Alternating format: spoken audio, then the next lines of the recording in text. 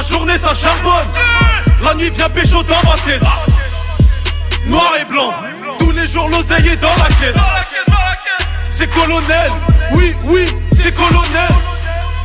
C'est colonel, j'espère que surtout oublie pas de me payer en tout, comme moi je t'oublie pas. Tonton Marcel, bien quoi?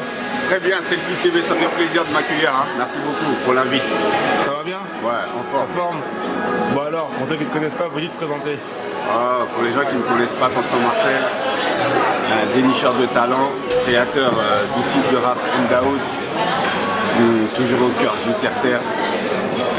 Voilà, je déniche tous les gros artistes de ces 10 dernières années. C'est moi qui les ai découverts quasiment dans la caméra de Tonton Marcel, quoi. Ndaoud au cœur du terre-terre. Toi, t'as commencé avec Ndaoud? Effectivement, j'ai commencé avec Ndaoud. Ouais. C'était pour rigoler au début. Ouais. Et on ne se rendait pas compte, ça prenait de plus en plus d'ampleur. Donc après, ça nous a dépassé, quoi, vraiment. Voilà. Parce que tu partais vraiment sur le terrain, tu mets les rappeurs. Et il y avait la section d'assaut, Gims, tous en fait. Ah oui, section d'assaut, Gims, la MZ. Il y en a souvent que les artistes ne citent pas, mais Swagman. Je sais pas si tu connais Swagman, oui, je connais, ouais. Montre partout son argent. Mais j'étais l'un des premiers médias qu'il a découvert, tu vois. Inconnu au bataillon, il y avait aussi la MZ, il y avait Caris, il y avait comment s'appelle l'artiste. J'étais quasiment l'un des premiers. Tous passés devant ta caméra. Tous, voilà. Et après, ils ont tous pété. Ils ont tous pété. Même, comment s'appelle, même le petit frère de Pete Bacardi, Dossé. Ah ouais? C'est la première caméra, c'est moi, c'est personne d'autre. Voilà. Voilà, c'est vraiment, j'étais vraiment au cœur du terre-terre, comme dirait Tonton Marcel. Et au début, quand tu l'as créé, c'était vraiment pour le kiff au début. Aujourd'hui, à la base, quand je l'ai créé, Ndaoud, c'était, oui, effectivement, pour le kiff, c'était pour l'amusement parce que à cette époque, ma copine travaillait et moi, je travaillais pas le soir, tu vois. Donc quand je finissais, aussitôt, boum, je voulais pas rester à rien faire. Ouais. Donc je suis parti, Tu m'as acheté une caméra et puis... Non, je suis pas parti acheter une caméra, je suis parti voler une caméra. Mais faut pas voler les caméras, les gars. Tu as commencé avec quel artiste toi? Les premiers artistes, les premiers qui ont ouvert le bal sur Ndaoud, c'était des rappeurs, comment ça s'appelle, des Tarterets, Mental, Bison, QLF. Non, pas QLF justement, comment ils s'appelaient, j'ai oublié, mais en fait c'était Mental et Bison, c'était des artistes de Tarterets, d'où sont originaires PNF justement. Et c'est leur grand aujourd'hui et que moi j'ai filmé au début, dès le début, en 2007 c'était eux que j'ai commencé à filmer. C'est eux qui ont ouvert le bal dans Ndaoud. Sur Ndaoud, à un moment donné, ça a fait beaucoup de bruit parce que il y avait un gamin qui a fait Je t'emmerde. Après, il y a eu. Il s'est fait péter par 5 mecs. Ouais, par ces histoires avec Kerry James. Et il avait été voir Joe Dalton aussi. Il avait été voir Joe Dalton et c'était là. Et à partir de là, on a vraiment entendu parler de Ndaoud partout. Ouais, partout. Je vais te dire un truc. À quel moment on a vraiment entendu parler d'Ndaoud? Parce qu'effectivement, et je vais encore me répéter, mais c'est toujours un plaisir de se répéter. C'est que le grand frère Joe Dalton a été l'un des mecs qui a fait que Ndaoud quasiment a explosé et tous les rappeurs me suçaient pour passer devant la caméra. Non, je te mens pas, tous les rappeurs me suçaient pour passer devant ma caméra. C'est que aujourd'hui, c'est un truc que je n'oserais plus faire. Ça ne me sert strictement à rien, j'ai un certain âge, je suis père de famille, je suis responsable, je ne pourrais pas le faire. C'est-à-dire qu'en fait, il y a une époque où Joe était en embrouille avec Rof. Et comment s'appelle, Rof avait fait sa vidéo sur Bouscapé avec la pelle. Mais cette vidéo parlait de Joe Dalton en fait. Et Joe cherchait un média pour répondre. Donc moi, mon grand frère, qui est un Black Dragon, un mec dangereux justement, il m'a dit, va voir Joe, il va te donner l'exclusivité sur son histoire avec Rof. Donc moi j'ai contacté le grand frère Joe Dalton qui est venu me retrouver dans le restaurant dans lequel on travaille. On a filmé toute la vidéo, on a fait les prises. Et en fait, j'ai eu un petit truc majestueux en fait. Vu que je sais pas, si j'avais tout balancé sur mon site, comme mon site à cette époque n'était pas encore très connu, personne ne serait venu voir comment ça s'appelle regarder la vidéo sur mon site. Donc ce que j'ai fait, c'est que j'ai fait un teaser à l'époque que personne ne faisait. J'ai fait un teaser et j'ai balancé ça sur un site qui s'appelait Dailymotion. Et j'ai dit la suite en exclusivité sur mon site.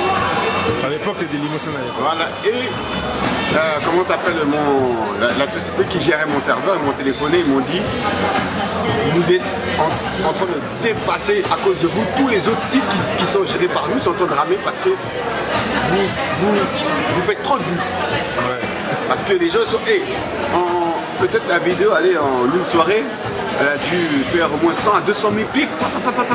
Tellement que la vidéo elle était attendue. Quoi. Ah ouais. Ah, abusé. C'est dangereux. Merci à Joe. Hein, Et donc après ça, t'as été voir Jean Gabin aussi après?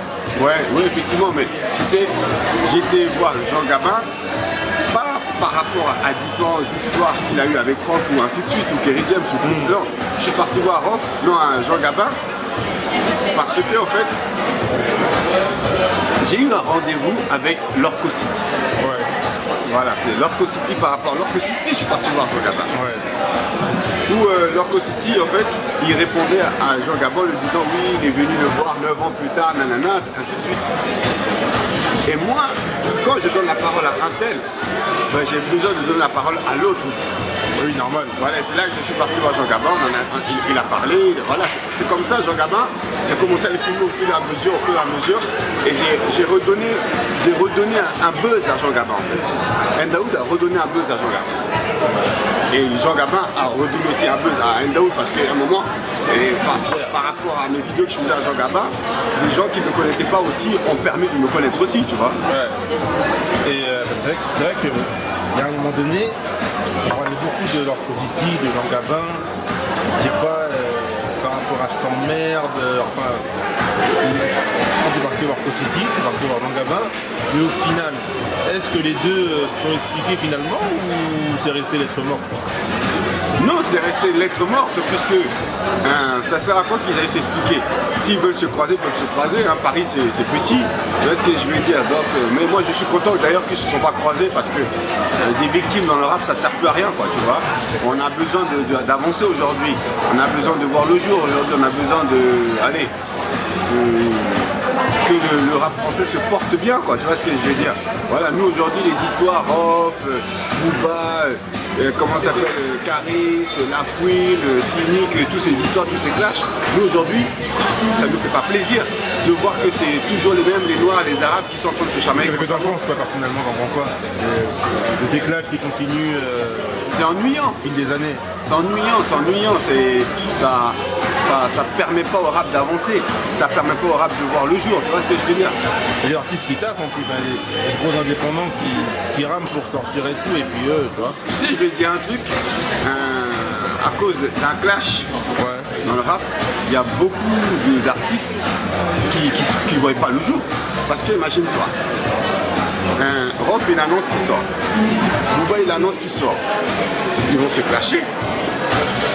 Mais le petit qui va sortir derrière, personne ne va le calculer parce que nous, beaucoup de gens veulent voir le clash entre Rof et Booba. Est-ce que tu comprends ce que je veux dire? Ouais, je comprends. Ouais. Donc la sortie du petit va passer inaperçue et la sortie des gros va être plus médiatisée parce que le petit, le clash va le bouffer, quoi, tu vois. Est-ce qu'il y a un moment donné, au fil que tu fais Ndaoud, je crois que ça a failli être racheté, je crois que tu avais dit? Ouais, j'ai eu une proposition à peu près de 500 000 € avec mon associé Amdiaz. 500 000 €. 500 000 €, parce qu'en fait, pourquoi que les gens sachent un truc important. Beaucoup de gens vont dire oui, mais tonton, t'es un mytho, nanana, tu vois. Ouais. Mais mytho de quoi? C'est pourquoi j'ai refusé les 500 000 €, c'est que Ndaoud était à ce moment-là le site vraiment au top du rap français. C'est qu'on était en train de tellement monter que je sentais que je pouvais vendre le site plus cher. C'est pour ça que j'ai refusé cette proposition. Mais aujourd'hui je regrette parce que je me dis mais si je l'avais lâché, effectivement j'aurais gagné beaucoup d'argent. Mais le hackage que j'ai subi, moi je ne l'aurais pas subi. Tu vois, parce qu'en fait, Et tu sais, Ndaoud a eu beaucoup de haineux, beaucoup de rageux, beaucoup de jaloux autour de Ndaoud, beaucoup. Parce qu'ils voyaient un pauvre noir sorti du bled de la Côte d'Ivoire, arriver comme ça, monter un site de nulle part et péter avec sa petite caméra. Comment que 15 journalistes font un seul rapport pour faire une interview, moi tout seul, je fais tout ce que 15 journalistes font, moi tout seul, je vais dans les quartiers là, je fais ceci, j'interview, tout ça. On me voit être les rappeurs. Pourtant, malgré ça, j'étais encore chef cuisinier, tu vois ce que je veux dire? C'est une fois que j'ai fini la cuisine, boum, je mets mon sac à dos, je mets ma casquette, c'est vieux, et je trace dans les quartiers, tout m'a fait bien. Et tout ça, je faisais ça gratuitement, je faisais même pas payer les rappeurs. J'ai jamais fait payer Niska. Pourtant, j'ai fait partie de ces mecs qui ont donné du buzz à Niska. J'ai jamais fait payer Gradure. J'ai fait partie de ces mecs qui ont donné du buzz à Gradure. J'ai jamais payé Caris. Pourtant, j'ai fait partie de ces mecs qui ont donné du buzz à Caris. J'ai jamais fait payer la section d'assaut. Pourtant, j'ai fait partie de ces mecs qui ont contribué à que la section d'assaut marche. Quand mon frérot, comment ça s'appelle, Dawala m'appelait, tonton Marcel, viens filmer la section d'assaut, boum, je partais dans le 17e, boum, je partais dans les concerts, boum, je l'ai filmé. J'ai jamais fait payer, j'entends rien, j'attendais rien en retour. Parce que pour moi, c'était un plaisir, c'était un loisir. Je m'amusais, tu vois ce que je veux dire. Voilà. Le rugby, tu reconnais ça envers toi ou... Je n'attends pas de reconnaissance envers ces personnes-là. Le plus important, j'ai la reconnaissance la plus importante, c'est de mes enfants, c'est ça le problème. Parce que quand tu fais quelque chose, à la base, tu ne le fais pas pour avoir quelque chose en retour. Tu le fais parce que c'est l'amour. Tu vois ce que je veux dire? Voilà. Mais aujourd'hui, vu que je sais que ma caméra porte et amène quelqu'un loin, aujourd'hui, si quelqu'un veut me tonton Marcel, elle est obligée de raquer, sinon je ne viens pas. Quoi, tu vois. Justement, peux-tu nous dire ce que tu fais aujourd'hui? Aujourd'hui, je suis chef cuisinier. Ouais. Et je suis producteur en même temps d'artiste. Je gère un artiste avec mon associé qui s'appelle Black Swan Kuluna. On gère aussi comment s'appelle un autre artiste, qu'on ne veut pas dire le nom parce qu'ils sont en voie de développement, mais qui font déjà quelques vues assez conséquents qui peuvent permettre d'arriver au devant de la scène. On ne va pas trop en parler, mais c'est que sûr, déjà Kuluna Black Swan, c'est un des futurs rappeurs du 9-4 quand on arrivait lourd. Il est validé par pas mal de gros déjà. Donc merci beaucoup justement. Et je m'occupe avec lui de Kuluna, d'un autre gars à moi qui s'appelle Biggie Stone, aussi un autre membre de ma structure. Donc on arrive. Donc tu as monté une structure avec... Avec des frères à moi. Ouais. Donc on a monté une structure. Aujourd'hui il faut se structurer. C'est l'erreur que j'ai faite. C'est qu'au début je n'étais pas structuré. C'est pour ça j'étais un peu là et je donnais de la force à n'importe qui, à des bons à rien.